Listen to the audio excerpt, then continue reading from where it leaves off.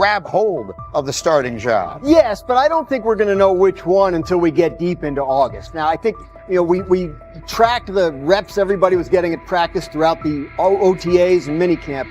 But when you talk to people there, they just want to make sure everybody got what they needed. And that, Kenny Pickett, we find out if he has the goods to be the starter. Joe Flacco, they back him off a little bit. He's 40. He may not need as much.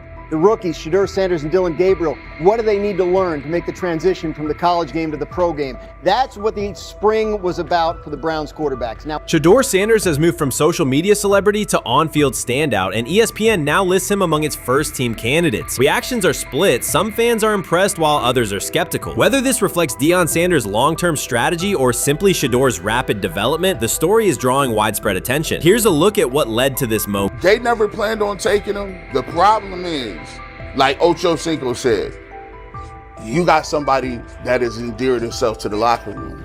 And guess what? The difference between him and Tim Tebow, the biggest one, is he can play. He can throw the ball. Tim Tebow running around being an H-back. He can throw the ball. And he's done everything he needs to do. He ain't saying nothing. He ain't rocking the boat. He ain't mad about the reps. He ain't mad about none of that. All the people out there want to see is this, like Tyvis said earlier. We want to see what he can do with Jerry Jeudy. Online reactions are sharply divided. Some fans strongly support Sanders, while others argue he is overrated. Traditional analysts cite statistics and claim his recognition comes mainly from his father's name. Sanders supporters are actively celebrating his rise and already predicting a future NFL career. Sports media outlets have made his candidacy a central topic of debate. The discussion now extends beyond statistics and victories to include his marketability, public image, and on-field presence. Sorry, is Shedeur Sanders going to get a chance to win this job? Do you believe he gets a legit shot to win this job? Listen, I think first of all, the action's going to really start in training camp. Like, forget all the OTA stuff. You don't win a job in OTA. The real action starts in training camp. And just like Shedeur said, during the mini camp, when it's time to take your rep, you got to make the most of it. Because I think early on, there's going to be a lot. Remember, Joe Flacco didn't hardly practice in OTAs and mini camps because they were giving the young guys. Right. So when he gets his opportunity, he's going to have to make the most of it. Analysts are closely reviewing game footage to evaluate Sanders' decisions and mechanics, while others examine his social media activity to see how he balances content creation with quarterback duty. Shedeur Sanders' placement on ESPN's early first-team list has taken over the college football conversation. Supporters circulate his highlights and argue that his on-field production and leadership justify the honor. Skeptics claim the recognition relies too heavily on his family name and question whether his resume is strong enough for first-team status. Analysts are rewatching game footage to assess his reads, accuracy, and pocket presence, while others examine how he balances a high-profile social media presence with quarterback responsibilities. The debate has pushed other storylines, such as conference realignment and NIL issues, into the background, leaving fans and commentators focused on Sanders' performance, marketability, and overall impact on the sport. I'll keep saying it. I believe Shedeur Sanders should play more games than any other quarterback on this roster this year, because he's the only guy that I look at and say they might have something here. Because I'm telling you right now, they left night one of the draft saying we are taking our quarterback next year. So it's on Shedeur or Dylan or Kenny, probably not Joe, to change their mind. To change their mind. But you got to find out. You got to find out. Opinions differ on whether Sanders is benefiting from his family name or simply showing real progress, but the attention is undeniable. Social media is flooded with edited images elevating him to legendary status. Critics argue the first-team nod is driven by hype and marketability, while supporters point to his flashes of strong arm talent, field vision, and decision-making. Regardless of motive, the announcement has dominated the football news cycle and intensified debate over how much of his rise is performance-based versus media-driven. Highlight reels rarely show Sanders' turnovers, late-game mistakes, or inconsistent stretches. Being named to a first-team watch list suggests sustained dominance, something Sanders has displayed only in flashes. His selection appears driven as much by brand recognition and media appeal as by performance. ESPN's decision has intensified debate. Data-driven critics post statistics that question his resume, while passionate supporters predict awards and future NFL success. Commentators recall a time when first-team consideration required years of proven excellence. Yet many fans already see the announcement as confirmation that Sanders is on track for major college football honors. Shedeur Sanders has earned first-team reps when training camp commences later in July. I'm not saying like he's the first guy up when you do 11 on 11s, day 1, 2, 3, 4, 5 at training camp. I'm not necessarily saying that. But he's the one quarterback that we didn't get a chance to see take reps with the ones. But I think Shedeur has a chance to like make this conversation interesting if he gets those reps with the ones and he has the same success that he did with the 2s, the 3s, and the 4s. I have confidence he can show you something, but I got to see it. We all got to see it before we can actually judge that. Some believe Deion Sanders is already preparing for an award ceremony, while others are furious, threatening to protest ESPN's credibility over Shedeur's first-team mention. Critics argue that honoring Sanders without a full season of elite play undermines college football standards. Supporters insist his performance and profile justify the recognition. The debate reflects a broader clash between traditional merit-based evaluation and modern brand-driven visibility. In today's landscape, first-team consideration is no longer only about statistics. It also involves marketability and audience engagement. Whether welcomed or rejected, Sanders commands attention and embodies the sport's shift toward both performance and personal brand. Shedeur is lighting it up in practice every day. You're not even a half bit curious to see what he could do with the ones. That makes no sense. And then on top of all of that, you got players going on podcasts and talking to people in the media saying this guy is really good. Like, this guy is legit. So even your peers respect you enough. How is it that the coaches can't see that?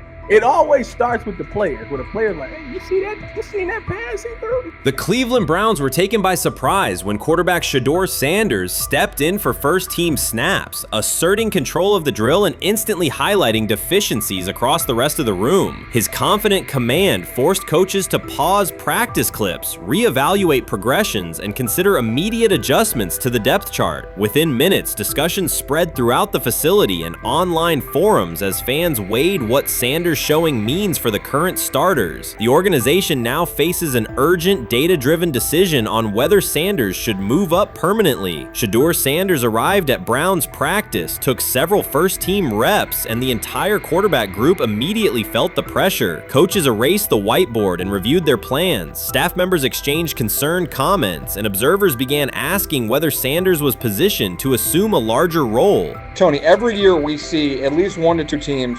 They were in last place in their division the year before. No one thought they'd be good, and then they were good. It almost seems like no one's even assuming the Browns can be that, but we see it happen every year. And I get the quarterback stuff, but like, correct me if I'm wrong, Tony. The Browns are trying to run the football, play good defense, not turn the ball over in the passing game, and try and take advantage when they can, correct? That's what they're trying to do.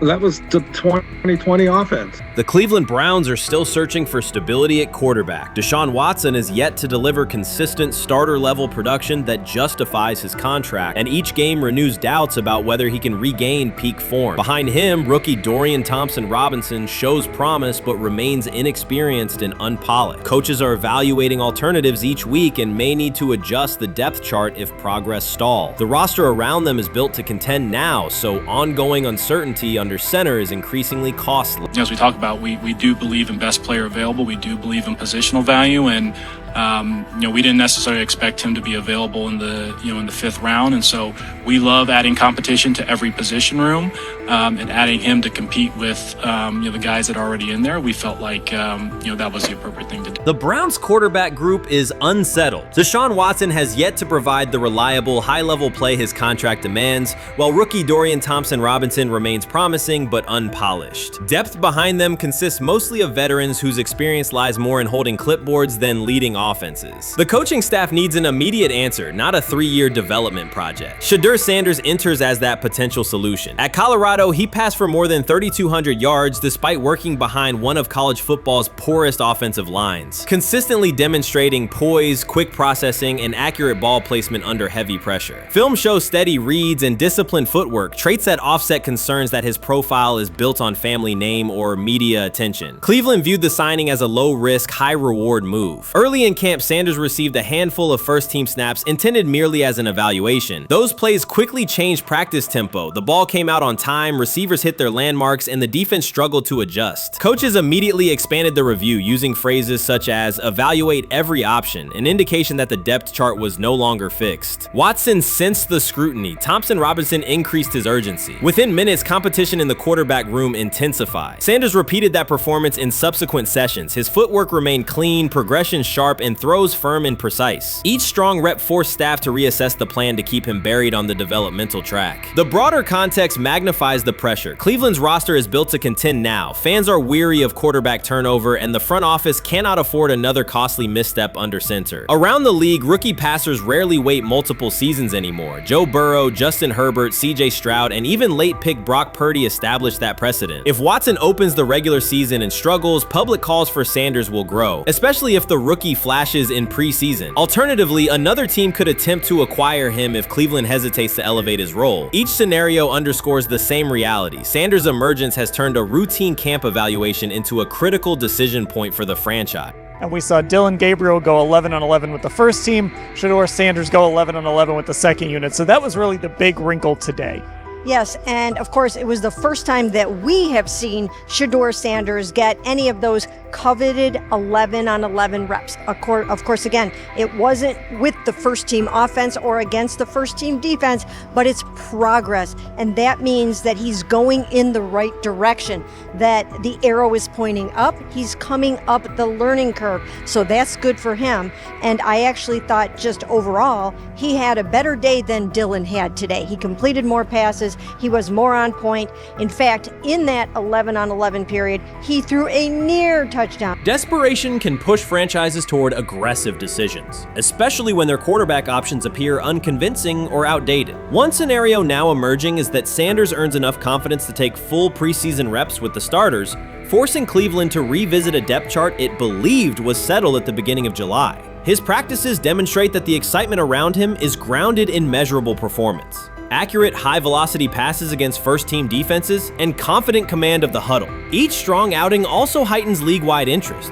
Rival scouts adjust evaluations, and general managers revisit their notes, aware that a viable young quarterback may soon become available. Inside the facility, the personnel staff must balance short-term results with long-term roster planning, knowing that an early move could reshape salary cap allocations and locker room dynamics. The pressure on Watson and Thompson Robinson escalates accordingly. Both must produce visible progress to maintain their current roles.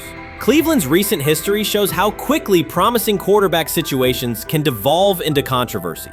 The franchise has turned potential breakthroughs into organizational turmoil before, so observers remain cautious about how this competition will unfold. What do you think is happening in Browns camp? What do you think is going to happen there before I let you go, Lewis? You know, I think it really does. It really does all depend on how Kevin is able to, as it relates to Shedeur, work him in enough. Well, one, Shedeur has to earn the right for Kevin and the staff to have discussions about, hey, we got to get him more reps with the ones and twos.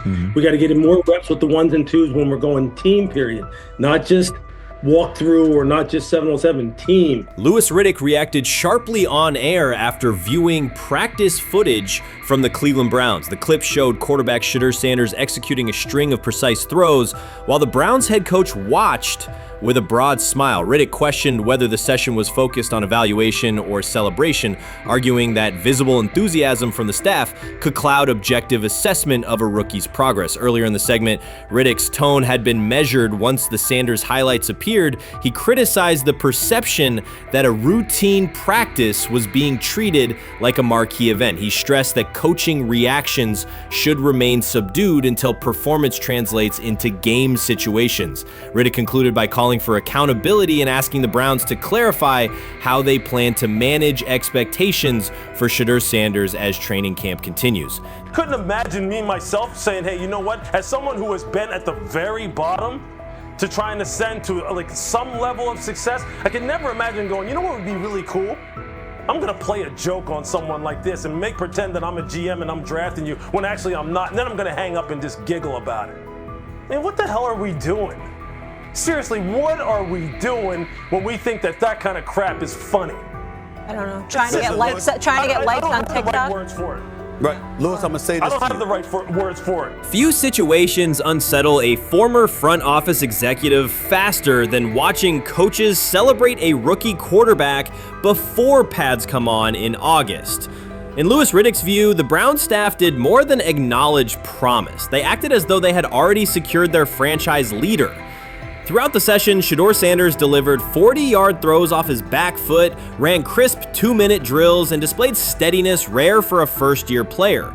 According to reports, each successful rep drew audible admiration from the sideline, highlighting how quickly enthusiasm has escalated. When Riddick reviewed the same practice tape and heard the glowing comments, he challenged the reaction on live television. He argued that a few controlled drills should not override the methodical scouting and development work that normally guides roster decisions. Riddick's criticism focused less on Sanders' talent than on the evaluation process. He warned that comparing a prospect to established stars or joking about renaming the stadium creates pressure before the player has taken an NFL hit, faced a disguised coverage, or logged a preseason snap. Praising potential is acceptable, he said, but anointing a savior in July risks repeating the organization's history of premature quarterback expectations. Sanders brings confidence shaped by his father's legacy and his own disciplined preparation, yet Riddick insists that progress must be confirmed over time. He urged the Browns to temper public excitement, follow a structured development plan, and reserve celebratory reactions for on-field results that matter. Regular season production under live pressure, not highlight clips from a midsummer workout. He has to earn that. Kevin has to figure out a way to do that. So then you can reasonably assess what you have in him compared to Dylan Gabriel, compared to Kenny, compared to Joe Flacco. If you don't, then the conversation surrounding him is going to continue to be what it's been, which is, but for some people, he was overhyped all along. He's not that great of an athlete, doesn't have a big enough arm. There's a reason why he was a 5th-round pick, blah, blah, blah, which I don't believe. I believe if he is given enough reps, earns enough reps, and then is given enough reps in meaningful situations, he can throw the ball just as good as Joe, if not better, just as good as Kenny, if not better, just as good as Dylan Gabriel. After more than 2 decades in personnel and broadcast analysis, Louis Riddick was dismayed to see a franchise bypass basic evaluation standards after only a series of eye-catching minicamp throws. Reviewing practice footage from Cleveland, he observed Shedeur Sanders drilling 40-yard passes against uncovered receivers and running 2-minute sequences with poise. In Riddick's view, those reps, conducted without pads, contact, or a disguised rush, show arm talent but reveal little about how a rookie handles game pressure. Riddick said the Browns' reaction drifted from objective assessment to outright admiration. Multiple reports indicated coaches were sketching new concepts for Sanders during dinner and referring to dedicated Shedeur packages well before a padded practice. Even the veterans in the quarterback room showed no visible alarm, a sign that staff excitement had already reset the internal depth chart conversation. The analyst emphasized that his concern is not Sanders' skill set. He acknowledged the quarterback's arm strength, footwork, and composure, but rather how quickly the club appears willing to declare him its long-term answer. Riddick cited several past prospects who received similar midsummer acclaim only to stall once real competition began. Given Cleveland's long history of quarterback turnover, he argued the organization should focus on incremental milestones, processing post-snap reads, surviving live pass rushes, and rebounding from mistakes on Sunday afternoons. Riddick urged the Browns to temper expectations and follow a structured development plan so Shedeur Sanders can progress without undue pressure. One coach reportedly admitted he replayed Tuesday's scrimmage film so often that he lost sleep, an anecdote Riddick offered as proof that enthusiasm is already outpacing reality. All asking now is what is going on with Shedeur Sanders, and so the floor is yours. Maybe you can make sense of this free fall with what was at one point the top-rated quarterback in this draft class.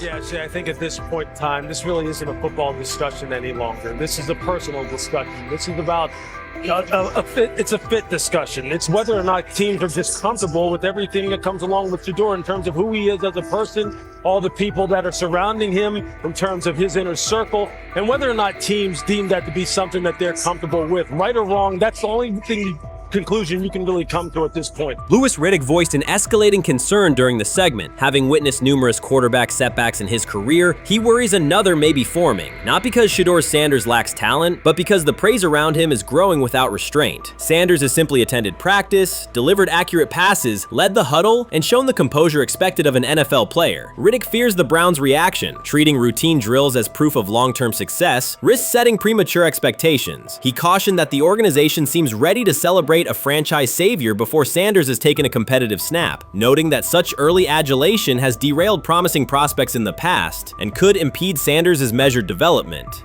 You can't fire the owner because he can't fire himself.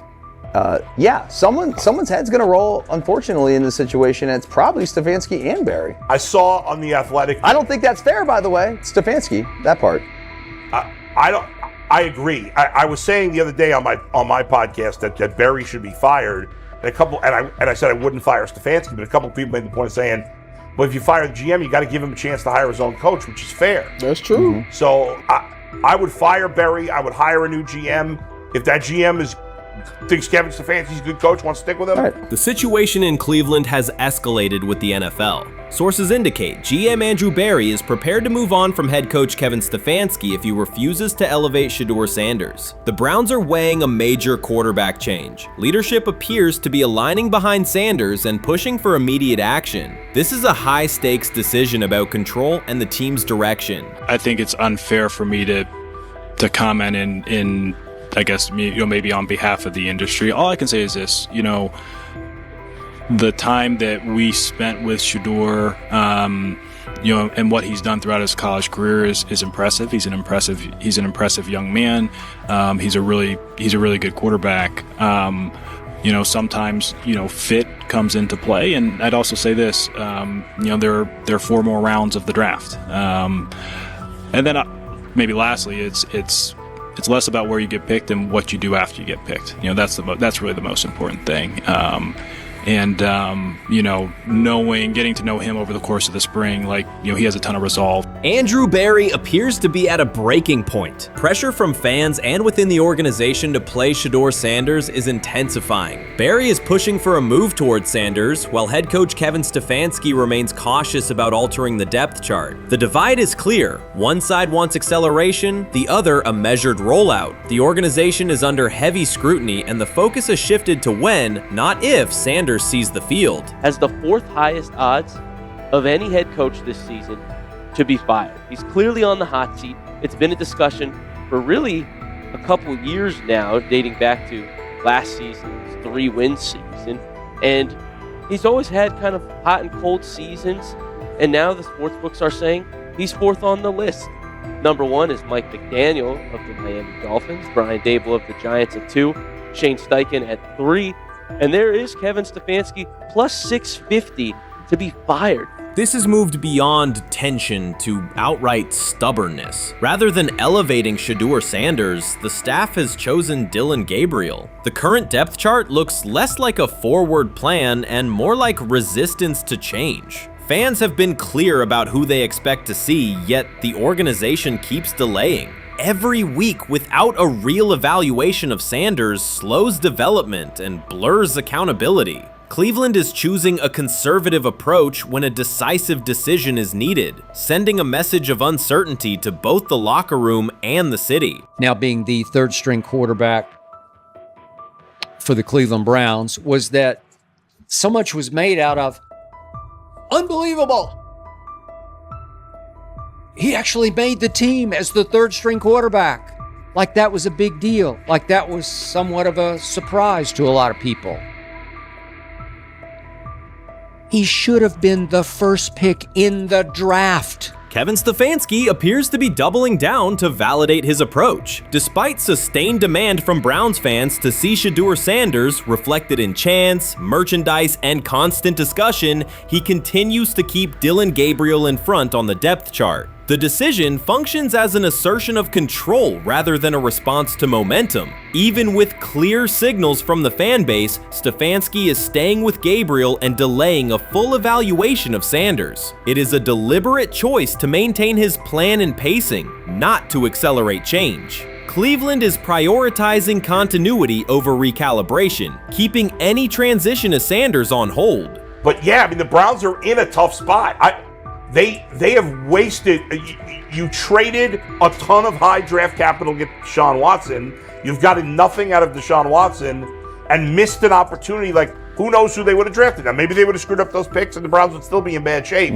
Andrew Berry is likely frustrated watching Dillon Gabriel default to conservative throws while the offense stalls. From a football perspective, this appears to be the hill Kevin Stefanski is choosing to stand on. Keeping Gabriel ahead of Shedeur Sanders has limited the unit's explosiveness and prevented a full evaluation of a higher ceiling option. Drives end quickly, field position flips, and momentum is lost while Sanders remains on the sideline. Fan patience is wearing thin. Each ineffective series intensifies criticism and shifts scrutiny toward the coaching staff's criteria for the depth chart. With every additional snap for Gabriel, the decision reads less like an open competition and more like rigid adherence to a plan that isn't producing results. The optics are clear. A dynamic quarterback sits while a cautious approach keeps the offense in neutral. If this continues, accountability questions will grow inside and outside the building. What performance benchmarks keep Gabriel ahead of Sanders? When will Sanders receive first-team reps in live situations to allow a fair comparison? The front office must decide whether to preserve continuity or pivot toward a timely assessment of Sanders. The longer the current approach stays in place, the more it signals stubbornness rather than adaptation, and the more pressure mounts to realign the plan with on-field output.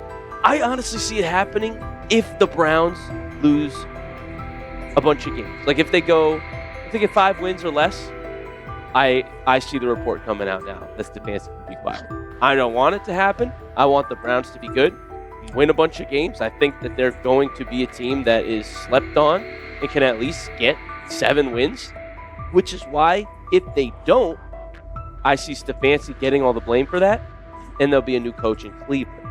Because their players, to me, are there once again.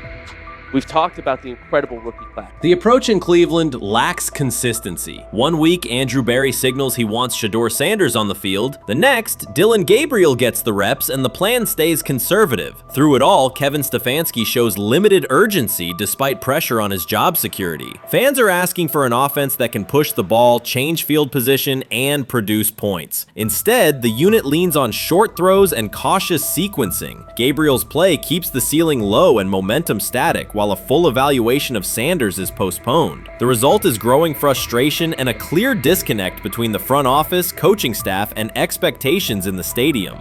The NFL tried to teach him and his father a lesson. You don't act like that. You don't talk like that before a draft. We'll show you how our game is played. We will watch you plummet all the way. I think he would have gone undrafted except for that owner in Cleveland. And he is the key to everything because he is something of an against-the-grain maverick owner. He's kind of a wannabe Jerry.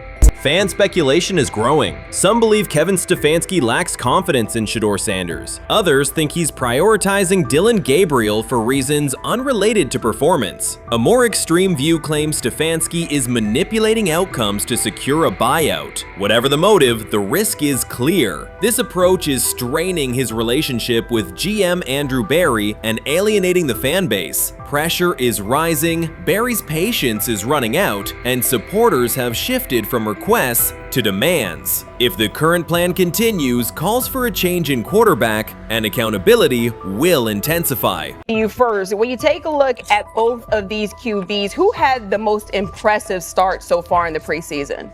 Well, to me, it was Shedeur. I didn't see any interceptions when he was out there. Did you see anything like that?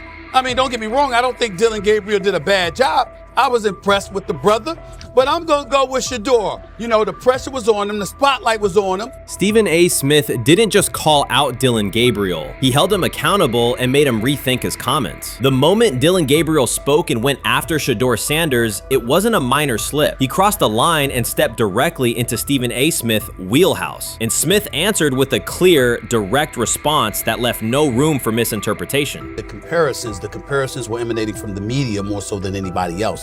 And that's what I think, that's exactly who I think he was directing his comments towards. Having said that, Dillon Gabriel, respectfully, it was stupid. A very dumb comment to make. First of all, let me tell you something right now.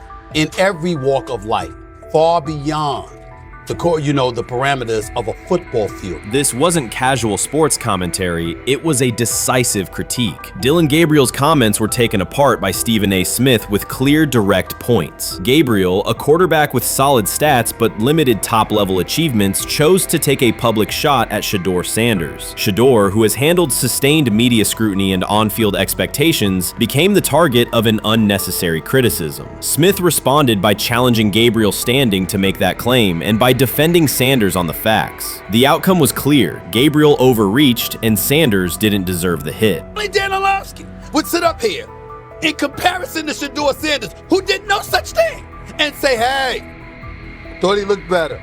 I thought, I got to give him the edge here. I thought it wasn't bad. A pick six and a fumble, and we can get over fumbles. Have you heard anybody say that? I know it's possible. Have you ever heard anybody say, we get over? Stephen A. Smith responded immediately. As soon as Dillon Gabriel made his comments about Shedeur Sanders, Smith delivered a clear, point-by-point critique that drew national attention across the NCAA media cycle. Dillon Gabriel has a reputation as a good quarterback, not a dominant one. He can post strong numbers against opponents like Tulsa, but his performance has been inconsistent when the stakes and competition rise to playoff level. Well, those who produce get treated differently than those who don't.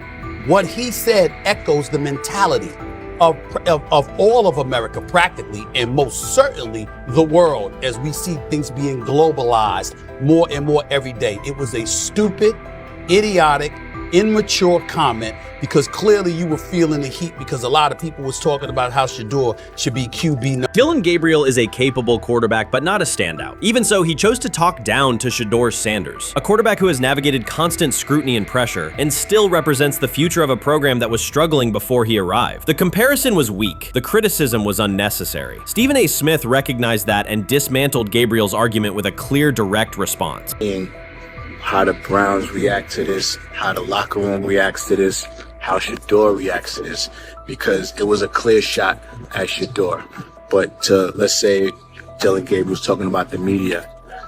How could you be a brand new quarterback in the NFL and the first time you get behind a mic after your first game, you throw the media under the bus?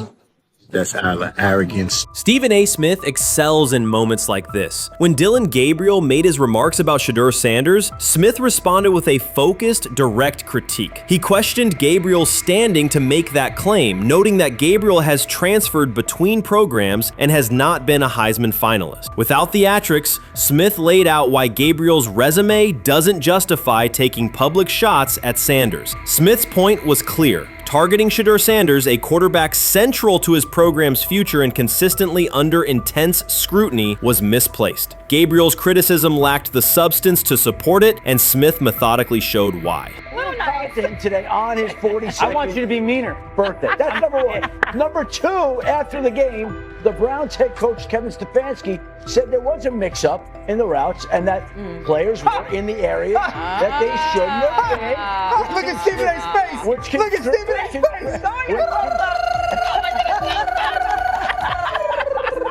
Look at his face.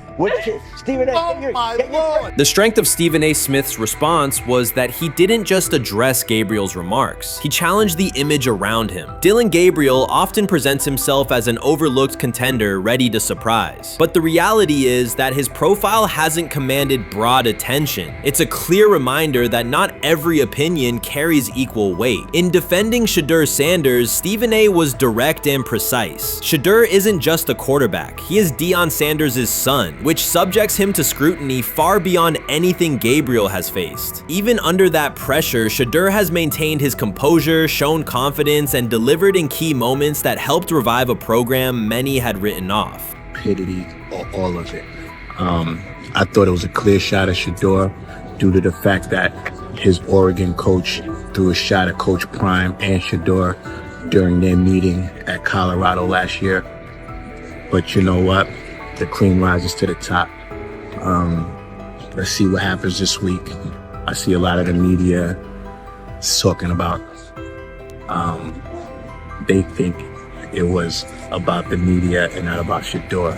And I think that's a chess move. For Dillon Gabriel to take shots at Shedeur Sanders was a miscalculation. Stephen A. Smith made the mismatch clear. Gabriel's attempt to shame Sanders was unnecessary and counterproductive. You don't target Deion Sanders' son when Deion has turned Colorado into primetime television. It underscored that Dillon Gabriel has often played with a chip on his shoulder because the spotlight hasn't followed him. He has been around long enough to compile numbers but not to earn broad respect. That's why going after Shedeur was misguided. Sanders, despite ups and downs, drives headlines. Gabriel's most notable headlines have been his transfers. Stephen A. Smith pressed that point without hesitation, challenging Gabriel's standing and leaving his argument looking like a forced throw that turns into a pick six. You know what? Still needs to thank me a little bit more for that restaurant I treated him and his family to, because it was big time, and stop embarrassing me by going places and trying to use coupons. That's how pathetic he is.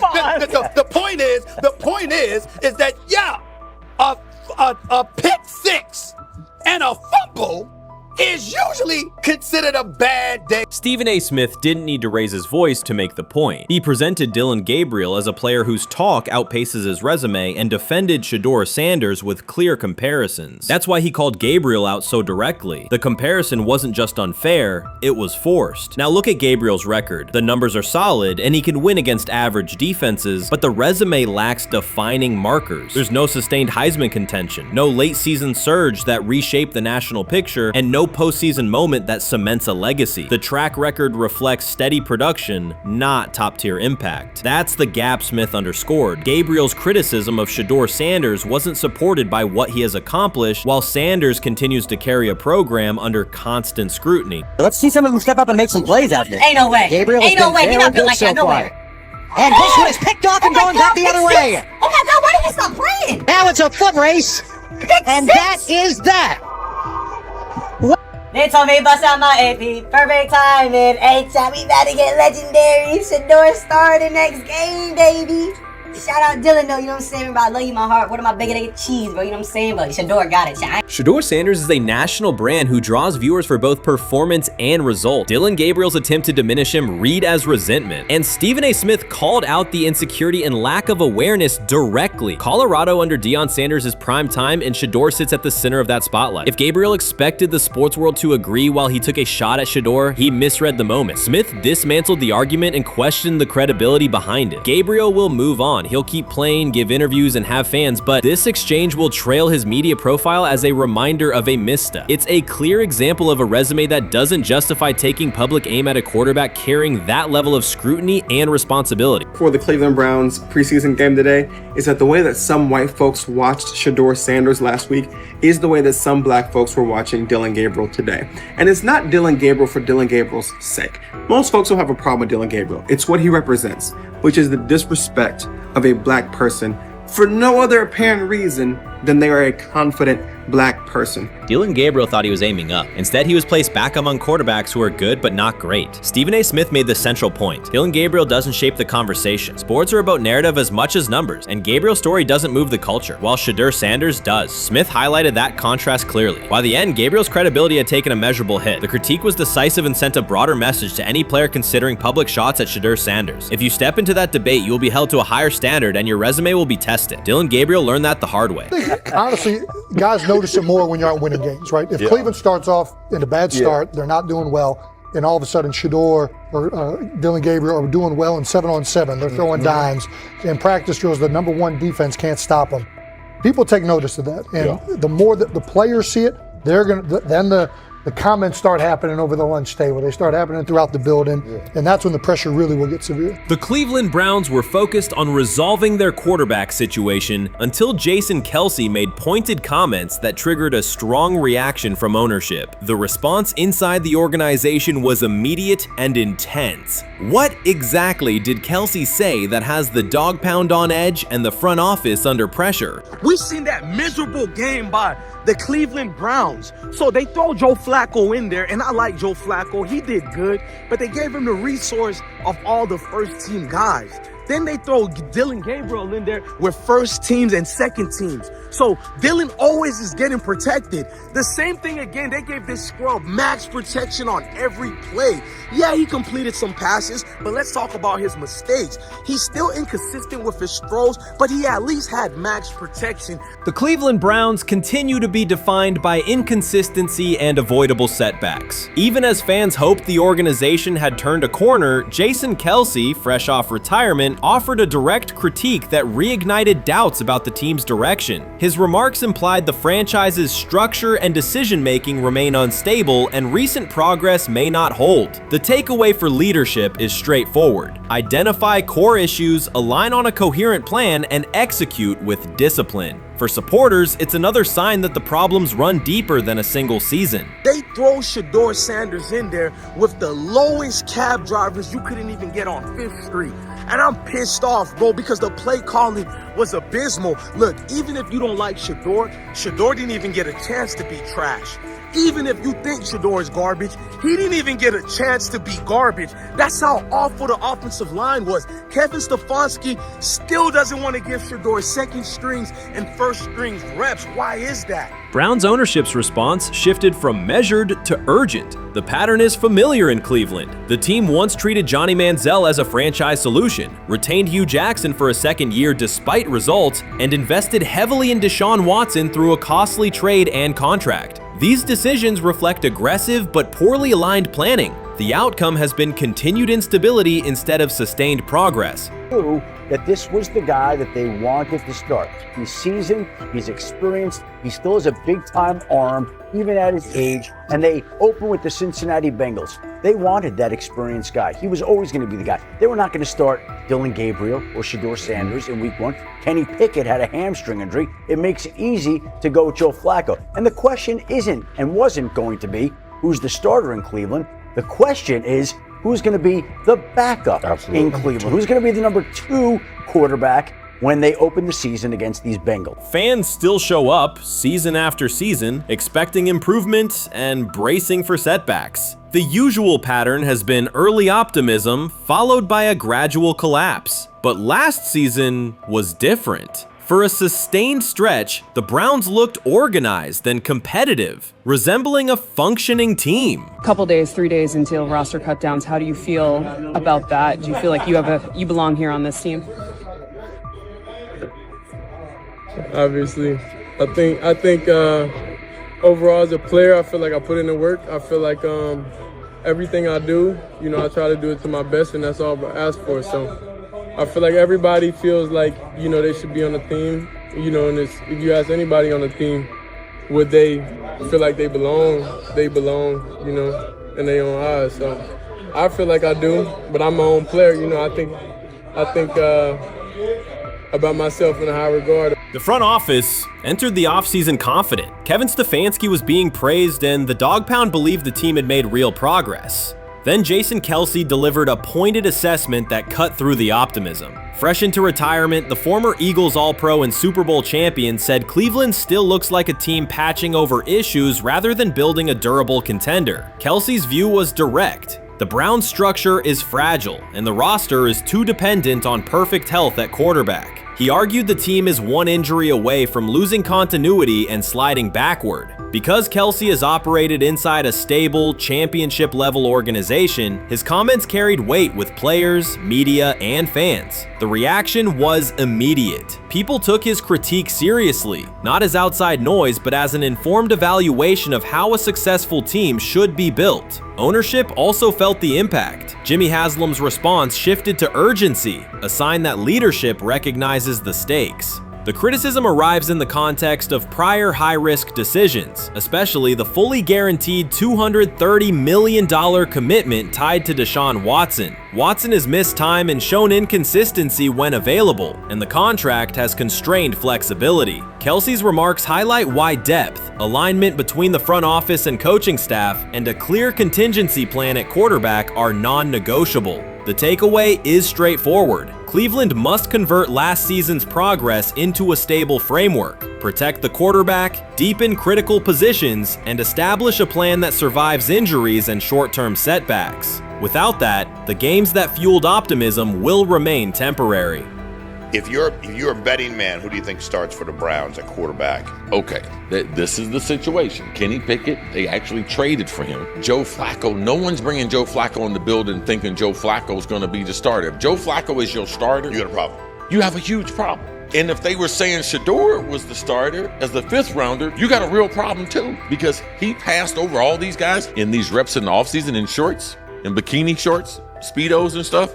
Like, no, that kind of stuff. So I'm not that surprised when you put down a 3rd round pick on a quarterback. You do believe he has a certain skill set. Jason Kelce stated the obvious. Cleveland committed to a quarterback who hasn't played at an elite level in years, and Joe Flacco's playoff run didn't change the long-term outlook. Ownership appeared more upset that the criticism was public than by the substance of the critique. Many fans agreed. They've seen this pattern before. Rosters age, injuries are inevitable, and when a single contract dominates the cap, one setback at quarterback can undermine the entire season. Kelce's broader point was about structure. The Browns prioritized the high-cost, uncertain starter over depth and contingency. The late-season surge masked issues that remain: limited cap flexibility, thin depth at key positions, and an offense that lacks a credible plan B. Fans recognize how quickly a strong defense can decline with injuries, and how an offense without redundancy stalls. The AFC North raises the stakes. Baltimore with Lamar Jackson sustains a top standard. Cincinnati with Joe Burrow returns to contention when healthy. Pittsburgh rarely slips below .500 under Mike Tomlin and wins with defense and consistency. In that environment, Cleveland can't rely on perfect health or peak form from one player. The path forward is clear. Diversify cap allocation, reinforce the offensive line and receiver depth, carry a legitimate backup plan at quarterback, and install a scheme that functions regardless of who is under center. Given what we saw yesterday with Shedeur Sanders, somebody on the Cleveland Browns is 100% getting fired, probably by the end of this year. The person who's probably going to end up getting fired is Kevin Stefanski, because I know that he didn't want Shedeur Sanders on the team. It was Andrew Berry who made that pick. You can't really go against your GM. Bad things happen in this situation. But Shedeur Sanders is not without fault for what we saw yesterday. This is the play that we saw yesterday that has the internet just exploding, where Shedeur Sanders took like a 24-yard sack.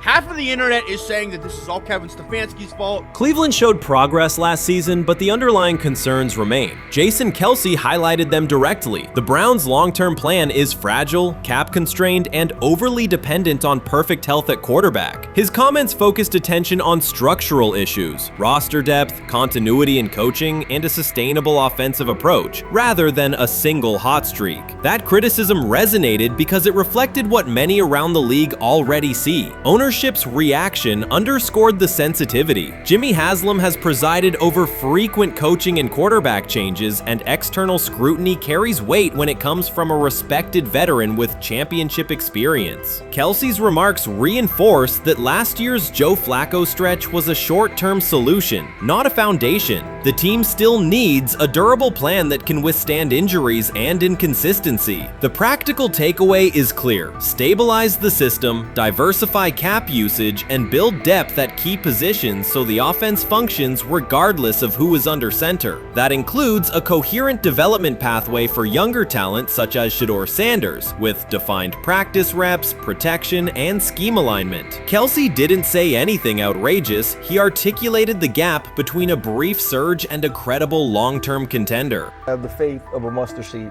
Right, because this is the greatest resurrection since Jesus the Christ. Right, like at some point, Joe Flacco was thinking about getting into TV. Yeah. Right, Joe Flacco didn't have a job, and then now you not only come back and start for the Cleveland Browns late in the 2023 season, but they came back around to you. You're now the day one starter for a franchise that just 2 years ago was in the playoffs. The Browns' quarterback situation remains unsettled. Deshaun Watson was expected to be the long-term answer, but injuries and inconsistent play have prevented him from reaching an elite level. When the team turned to Joe Flacco after Watson's season deteriorated, Flacco immediately lifted the offense and produced results that highlighted the gap between expectations and reality. That a 39-year-old late addition could outperform a 230 $130 million starter was not just a short-term surprise, it raised fundamental questions about roster construction and evaluation. Quarterback depth has been fragile, and the late-season surge masked broader structural problems. Jason Kelce's remarks made that clear. Cleveland is vulnerable if the starter is unavailable, cap flexibility is limited, and the offensive plan lacks a stable contingency. His critique drew attention to leadership and planning as much as on-field performance. Jimmy Haslam's strong reaction reflects the pressure on ownership. The organization has promoted a message of stability and progress, but Kelce's assessment suggested those gains are not yet durable. The path forward requires a realistic approach to the cap, a credible backup plan at quarterback, and a system that holds up regardless of personnel. I view things as I got time. I got time to be able to grow and mature, and be able to understand the ins and outs of the defenses and be able to get the good insight from the vets in the room. So I look at it as, a plus. And whenever, it's time for me to play. Shedeur Sanders rolled into Browns camp and instantly made the whole practice feel like a recess pickup game. NFL vets suddenly looked like they'd forgotten the playbook and were just trying to keep up. With that being said, I see some balls coming out of Shedeur Sanders at that camp, and I'm like, kind of looks like a guy. Yeah, I'm ready. He can sling it. Ready to I see him, some of the veterans, how they talk to him, mic'd up, see what he's doing in the community. Talking about Njoku there? Njoku, Mike Napier.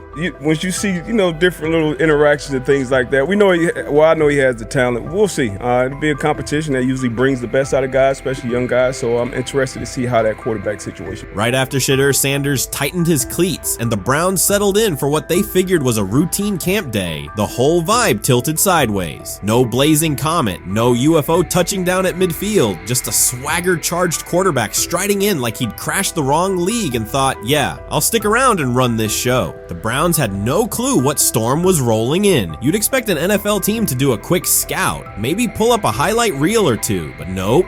They greeted Shedeur with a shrug, only to watch him seize the field on snap one and run the whole operation like a seasoned pro. First and foremost, he's been the best quarterback in camp. Now look, Joe Flacco ain't had many opportunities. There was a whole day I saw he didn't throw the ball at all. Here's my theory on the situation. They already know who's starting in the number 2 is. They already know. Joe Flacco and Shedeur Sanders is already locked up. You're missing the boat, people. You're missing the boat. Your boy, Kenny Pickett and Dylan Gabriel, they're fighting. Shedeur didn't merely clock in, he hijacked the session. One moment he's loosening his arm, the next he's roasting veteran QBs like faded names on busted draft boards. Defensive coordinators everywhere had the same gut punch reaction. His pocket poise, straight disrespectful. His timing, psychic, and every pass left his hand like it was laser guided to its mark. While Shedeur Sanders was slicing up routes, the Browns secondary looked less like an NFL backfield and more like a gaggle of dads sprinting through a Saturday fun run. Big on enthusiasm, short on closing speed. Coaches fought the urge to slam the emergency horn. Players traded wide-eyed, "Are we serious?" stares, and someone even double-checked that a hidden camera crew wasn't about to pop out of the tunnel. But nope, this was pure Shedeur. Half cold-blooded surgeon, half highlight factory. He wasn't dropping a casual "I'm here," he was crafting a masterclass. From the first rep, the tempo changed. Shedeur Sanders accepted the snap with steady footwork, diagnosed the Browns' single high shell, and delivered a tight window seam route that forced the free safety to recover late. Throughout the period, he manipulated leverage with quick shoulder fakes, moved through full field progressions, and released on time from a balanced base, consistently putting the ball on his receiver's upfield shoulder. Cleveland's coverage struggled on multiple fronts. Safeties hesitated between deep half responsibilities and underneath support, creating voids at 15 to 20 yards. Cornerbacks and off-man were caught in trail position when Sanders used rhythm throws on 3-step drops, while those who tried press technique had their inside hand neutralized by his receivers' outside releases. Linebackers widened to match shallow crossers, leaving the middle hook unguarded for pivot routes and option digs. One corner attempted a line of scrimmage jam. Sanders immediately immediately adjusted the route to a back shoulder fade, releasing the ball before the break and rendering the press ineffective. Over the session, he showcased pocket discipline, reclimbing to maintain throwing lanes rather than drifting, and finished with a series of anticipatory throws against cover 2 cloud, fitting vertical outs between the flat and deep half defenders. Sanders' combination of rapid post-snap processing, precise ball placement, and pocket efficiency exposed coverage mismatches at every level and highlighted communication gaps in the Browns secondary. By mid-session, the Browns defensive staff clearly recognized their calls were outmatched. Every adjustment, a roll to cover 6, a simulated pressure, a late rotate to 2 high, was neutralized once Shedeur Sanders confirmed the post-snap picture. Routes that had taken weeks to script were beaten by timing and location. Comeback set at 12 yards broke open before the corner's transition. Slot seam-outs dotted the void between the flat and deep half defender, and boundary receivers beat press with quick hand techniques, receiving the ball before the trail man could recover. Sanders' command was methodical. He used cadence to freeze plug blitzes, re-ID'd the mic when linebackers sugared the A-gaps, and maintained a firm base so he could reset and fire without resetting his feet. His receivers benefited from that rhythm. Top of the stem, eyes back, ball delivered on their upfield shoulder, allowing immediate transition to YAC. The Browns front tried a late stunt to compress the pocket. Sanders climbed 2 steps, re-spotted the shallow crosser, and delivered in stride, turning a potential sack into a 20-yard gain. What stood out most was how little ramp-up Sanders needed. From his first series, he processed full field concepts at tempo, cycling through progression reads without hitching. The poise under interior pressure, consistency in ball placement, and ability to manipulate zone defenders left the Browns' coordinated disguise packages ineffective and forced them into static coverage by the end of the period. In short, Sanders' efficient mechanics, rapid processing, and anticipatory accuracy rendered Cleveland's defensive game plan ineffective at every level, from pre-snap disguise to post-snap spacing. Imagine there's many people that think Dillon Gabriel's a better quarterback than Shedeur Sanders. I don't care where they were drafted. And if the Browns are the one team that thinks that, then I'm going to suspect it's not true. They don't know what listen, they're doing. I every quarterback evaluation for 30 years. Right. I never root against anybody. Yeah. But I'd be surprised if Dillon Gabriel's ever a legitimate starting quarterback for the Cleveland Browns. I'd be surprised. I just don't think. Well, then it is a wasted pick because you took him in the top 100. Yeah, but potentially. Yeah. May get away with it because of Shedeur. An edge rusher chirped at Shedeur Sanders between snaps, hoping to shake his rhythm. On the very next play, Sanders answered with a 30-yard laser, a deep dig from the boundary side that split the single high safety and the trailing corner. He hit the top of a 5-step drop, kept a firm base, and delivered on time to the receiver's outside shoulder, turning what should have been a routine rep into a sudden change explosive. From that moment on, every coverage wrinkle the Browns tried, rotating from cover 3 to quarter half, flashing a Tampa 2 shell, mugging both A-gaps, was met with a precise counter. When corners pressed, Sanders adjusted the route to a back shoulder fade. When safeties widened, he checked to a glance post. When linebackers bailed, he found the running back on a delayed option out of the backfield. Even late simulated pressures couldn't move him off his spot. He simply climbed, reset his feet, and fired. As Cleveland's defenders rotated through checks, Sanders manipulated them with cadence and eye discipline. He froze weak side safeties long enough to create intermediate windows, then feathered the ball into those lanes before help could arrive. When the Browns finally dropped 7 and matched every route, Sanders tucked the ball and converted 2 separate 3rd and 6 situations on the ground, reminding everyone that his mobility is as calculated as his arm. By the end of the session, the defensive coordinator's call sheet looked obsolete. Sanders had neutralized blitz looks, exposed spacing issues in zone, and forced the unit into static base coverage just to survive the period. It wasn't a camp drill anymore. It was a clinic on timing, processing speed, and controlled aggression, delivered snap after snap by a quarterback who never needed a warm-up lap to own the field. They never planned on taking him. The problem is, like Ocho Cinco said, you got somebody that has endeared himself to the locker room. And guess what? The difference between him and Tim Tebow, the biggest one, is he can play. He can throw the ball. Tim Tebow running around being an H-back, he can throw the ball. And he's done everything he needs to do. He ain't saying nothing. He ain't rocking the boat. He ain't mad about the reps. He ain't mad about none of that. All the people out there want to see is this, like Tyler said earlier. We want to see what he can do with Jerry Jeudy. That's it. I want to see what he can do with David Njoku. I want to see him with Junkins. I want to see him with the first running backs. If you are cooking, if you are beating down the doors with the 3s and 4s, guess what? You deserve more. From the first team period on, Cleveland's secondary looked a step slow. A deep third safety hesitated on a post-snap rotation, leaving Shedeur Sanders free to climb the pocket and fire a 22-yard out that arrived before the defender could plant and drive. The supporting cast around him, players fighting for roster spots, not Pro Bowl invites, benefited from his command. Sanders used tempo to control the defensive front, altered protections at the line, and located throwing lanes so quickly that one receiver didn't register the catch until he crossed the goal line. As the Browns tried new personnel groups, coverage busts multiplied. Starters slipped out for hamstring stretches while rookies rotated in, only to find the ball arriving on their blind side before they'd completed a midpoint squeeze. On a later 3rd and long, Cleveland finally closed the interior rush lanes, compressing the pocket with 3 defenders. Sanders pivoted through the traffic, stepped into a narrow escape window, and, without resetting his shoulders, whipped a no-look pass to the boundary curl for a fresh set of downs. The throw turned a potential sack into an explosive play and left the coaching staff scrambling for answers. The people who are fascinated by Shedeur for whatever reason, whether it's his play, I guess, last year was kind of fun. If you're just like a guy who grew up like loving Deion Sanders and passed that love on down to your kids, I can see why you're like that. The one thing I will give them is you're looking at this quarterback room. If you're a fan of Shedeur and say, why can't he go beat Dylan Gabriel or Joe Flacco or Kenny Pickett?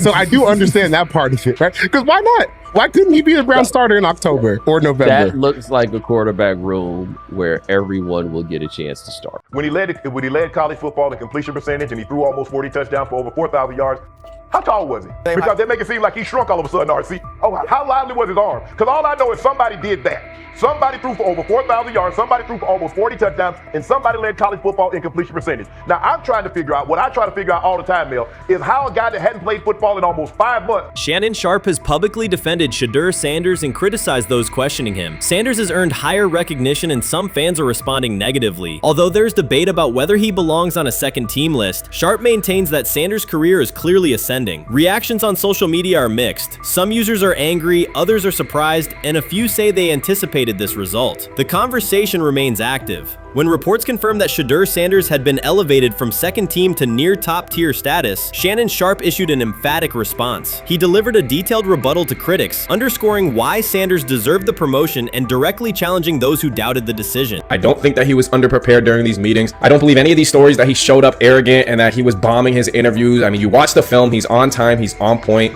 You watch his interviews, he answers like a 10-year NFL veteran. Like, he's clearly dominating OTAs. It's every single day there's a new report of how well he's doing for the Browns in OTAs. And I mean, you can say what you want, it's just OTAs. Okay, if that's your new narrative, then he's doing exactly what he needs to be doing. He's on point, he's on time, he's getting the respect of his teammates, and he's making plays. So we're gonna see years down the line, something's gonna come out that I don't know what exactly it was, but something will come out. Critics have been waiting for an opportunity to dismiss Sanders. They labeled him overrated, accused him of benefiting from nepotism, and claimed his profile came only from his last name and polished image. Within their own echo chamber, they cited every game in which he fell short of huge passing numbers as validation of their doubts. Since Sanders has begun receiving formal recognition, criticism has escalated. A wave of self-appointed analysts is dissecting his throwing mechanics and team role, and many online commentators now argue that his promotion reflects deeper problems within the sport. Shannon Sharpe rejected each criticism directed at Shedeur Sanders. During the broadcast, he turned a routine segment into a detailed examination, acting as presenter, interrogator, and fact-checker. Sharpe walked viewers through game film, season statistics, and scouting reports to show why Sanders merited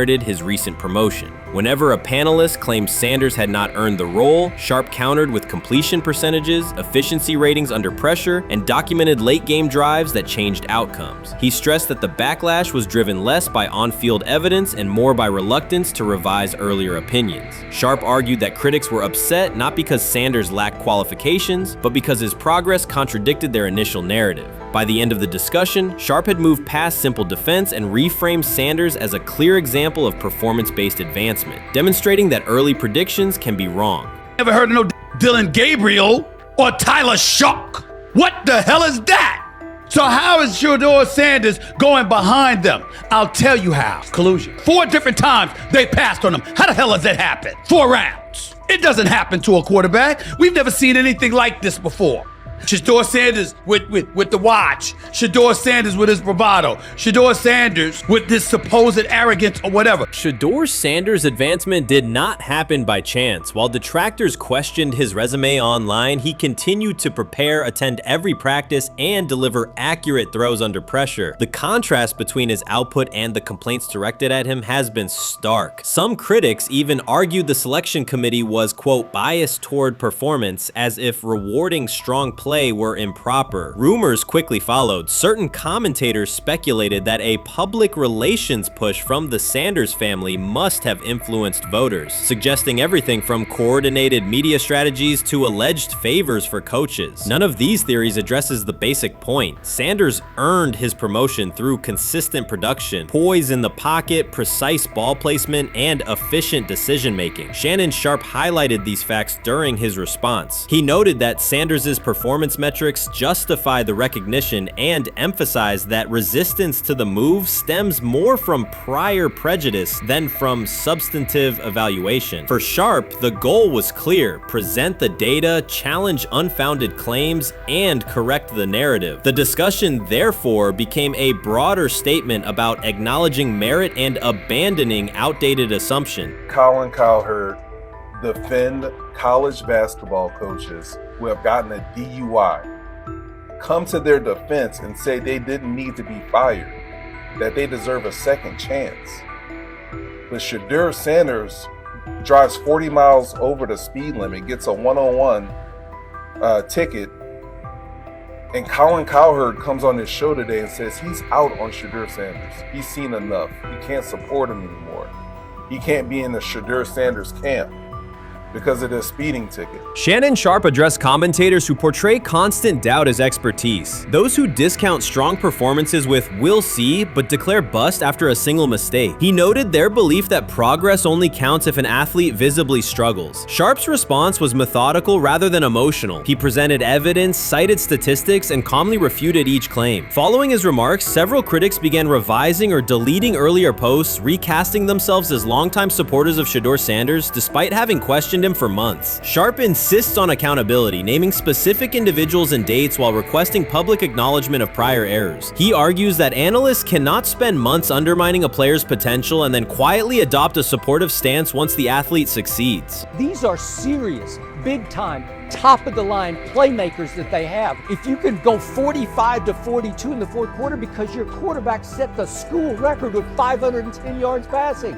He was flawless. Shedeur is big time. I didn't know for sure, will it translate to the next level of competition? Yes, it might translate to the next level of competition as he can play. Critics who once claimed Shedeur Sanders was unprepared now hesitate to acknowledge their mistake. They resist retracting earlier comments and struggle to accept that an athlete can succeed without their approval. Sanders continues to share practice clips and game highlights without engaging the debate, while Shannon Sharpe documents every dismissive remark, ready to revisit them on national television. The disapproval did not slow Sanders. It underscored his progress and exposed the gap between perception and performance. As a result, the conversation has shifted. Analysts who doubted him now describe him as undervalued and publish detailed evaluations of his mechanics and game management, suggesting long-standing familiarity with his career. In a matter of weeks, critics have recast themselves as advocates, demonstrating how quickly opinion can change when consistent results leave little room for doubt. Shannon Sharpe signaled that his commentary is not over. He considers Sanders' advancement a positive outcome for every athlete who has been overlooked or criticized for having confidence. Sharpe stressed that analysts do not have the authority to determine who deserves recognition based on personal preference. The reaction to Sanders' promotion, he argued, revealed how quickly opinions can shift once results are undeniable. Sharpe pointed out that many vocal critics became quiet when confronted with objective performance data. This exchange, Sharpe insisted, reached beyond defending a single quarterback. It challenged the practice of dismissing achievements that do not fit familiar narratives. He reminded viewers that success does not require external approval and that consistent talent will surface despite online commentary intended to minimize it. While critics reconsider their positions, Sharpe remains steady, assigning credit to the athlete and allowing the scoreboard to confirm the argument. In his view, the statistics speak clearly enough. Sharpe also emphasized that the intensity of the backlash must be placed in context. College football is a volatile environment where unexpected outcomes are common. Therefore, declaring failure based on incomplete evidence only weakens the credibility of sports analysis. The discussion underscored the need for measured evaluation rather than reactive judgment. Dak Jackson Yes. and him and everybody else that we Yes, talked to have agreed. said that Shedeur looks good. He looks really good. Yes. He looks better. And we got Zach that say Dylan Gabriel ain't even an NFL quarterback. It's true. So how is it that this man can't get a rep with the ones, but that non-NFL 100%. quarterback can? We all what agree with sense that, does that yes. make? Some observers now claim that recognizing Shedeur Sanders' strong performance undermines football's traditional standards, even though they previously argued he received coverage only because of his father. Faced with Sanders' current statistics, those critics are searching for explanations that fit their earlier narrative. The data have always been clear. Their earlier objections ignored that fact. Shannon Sharpe is openly highlighting this reversal, comparing past negative remarks with Sanders' recent 400-yard games to demonstrate the gap between criticism and evidence. Sharpe did not force these commentators to backtrack. He simply displayed their earlier claims alongside Sanders' results, allowing the contrast to speak for itself.